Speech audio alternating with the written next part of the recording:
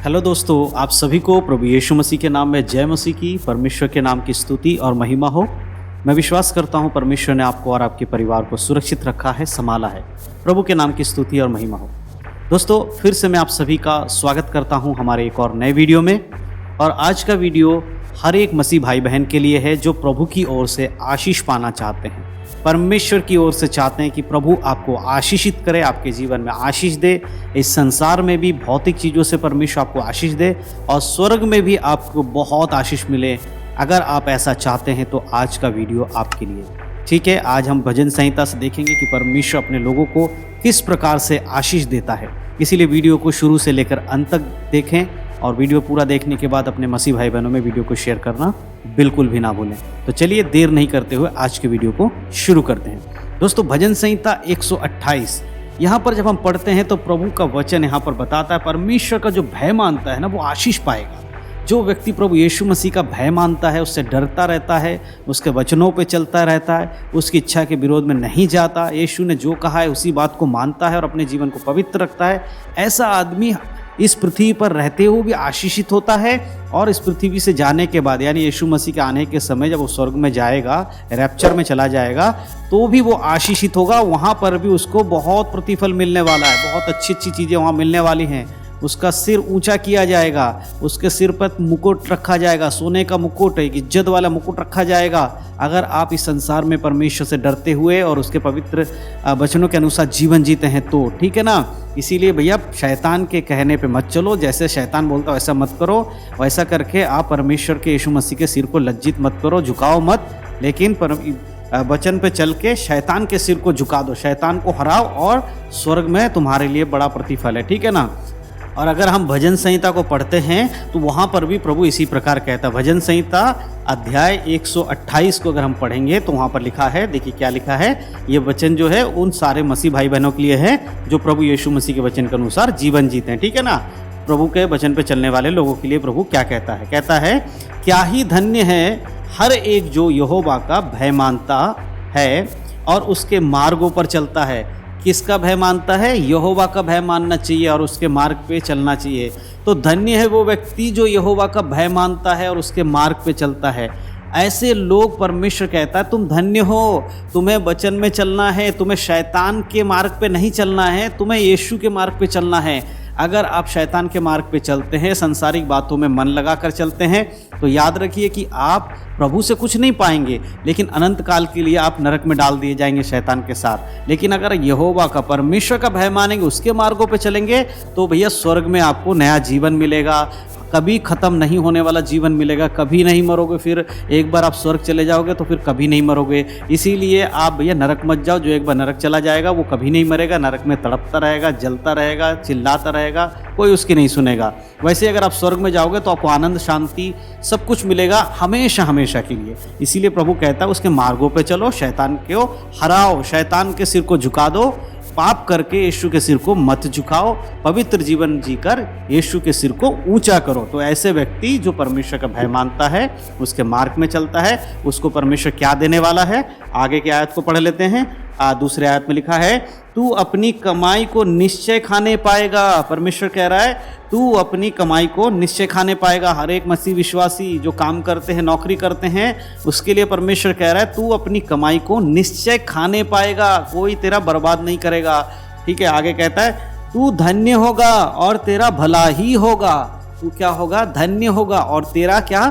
भला ही होगा।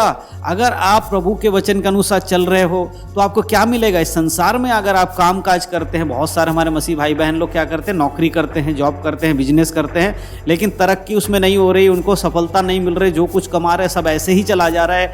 अगर ज़्यादा पैसा कमा ले रहे हैं तो डॉक्टर में, बीमारी में, इधर उधर में खर्चे में निकल जा रहा है, पता ही नहीं लग रहा है ना। वो छेद वाली थैली के तरह हो रहा है कि ऊपर से डाल रहे हैं लेकिन नीचे से निकल जा रहा है, पता ही नहीं लग रहा है। तो भैया अगर आप परमेश्वर के वचन को मानोगे, उसका भय मानोगे, उसके भय में चलोगे तो जो कमाई आप कर रहे हो उसको आप आराम से खा पाओगे।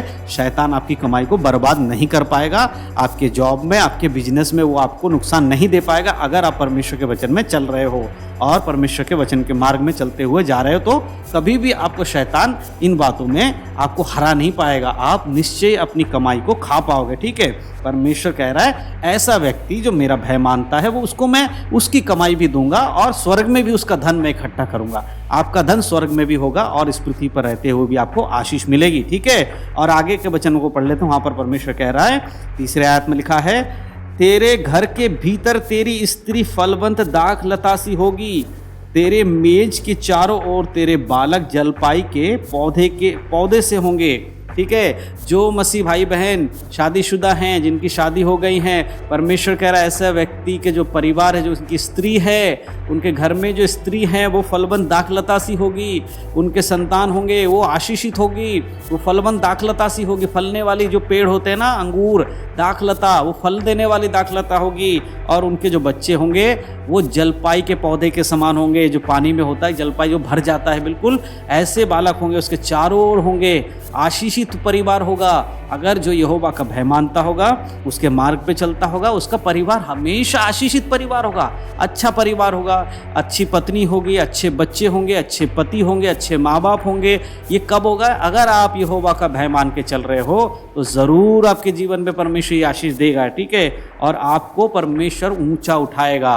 प्रभु के वचनों को मानो, उसके वचन के अनुसार जीवन जियो, यही परमेश्वर चाहता है। और आगे वचन में कहता है, 4 में लिखा, सुन, जो पुरुष यहोवा का भय मानता हो वो ऐसी ही आशीष पाएगा। जो यहोवा का भय मानता हो वो ऐसी ही आशीष पाएगा। अगर आप परमेश्वर से आशीष की उम्मीद रखते हैं, आप चाहते हैं कि परमेश्वर आपको आशीष दे, आपके जीवन में बहुत अच्छी अच्छी बातें हों, आप इस संसार में रहते हुए भी आनंद का जीवन जिएं, तो मेरे प्रियो आपको परमेश्वर के वचन के अनुसार चलना होगा।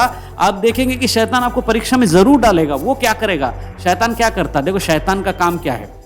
वो इधर उधर अन्य जातियों के पास जाकर जो नरक जा रहा है उनको सताने नहीं जाता है, वो मसीहों को सताने जाता है। जो प्रभु यीशु पर विश्वास करते हैं, परमेश्वर के वचन के अनुसार चलते हैं, ऐसे लोगों के पास जाकर वो सताता है। वो अपनी सेना, उसकी पूरी सेना है। ठीक है ना, जब वो स्वर्ग से गिराया गया था तो 1/4 स्वर्गदूतों को भी शैतान के साथ, लूसीफर के साथ नीचे परमेश्वर ने गिरा दिया था और ये सब कुछ सब क्या बन गए? दुष्ट आत्मा बन गई। तो लूसीफर उनको ऑर्डर देता, जाओ भैया, जो मसीह में पवित्र हैं, जैसे ही पवित्र लोग होते हैं, जो वचन पे चलने वाले हैं, परमेश्वर का भय मानने वाले लोग हैं, इनके परिवार में जाकर परेशानी डाल दो, लड़ाई करवा दो, इनको कर्जे में डाल दो, इनके जीवन में बीमारी का ला दो, ये सब करके परीक्षा में डाल देते हैं। लेकिन अगर आप सच में परमेश्वर का भय मानते हैं, आप शैतान से नहीं डरते, उसके परीक्षा से नहीं डरते हैं, लेकिन अगर आप परीक्षा में परमेश्वर को याद करके प्रार्थना के साथ परीक्षा में से निकलना चाहते हैं, प्रभु के हाथ में सब कुछ सौंप कर उसके वचन के अनुसार चलते हैं, तो भैया शैतान हार जाएगा। वो हार कर आपको छोड़कर चला जाएगा और आप एक आशीषित जीवन जिएंगे। देखो, मैं आपको बताता हूँ, अय्यूब के जीवन में क्या था? सब कुछ अच्छा था, वो परमेश्वर का भय मानता था, खरा व्यक्ति था,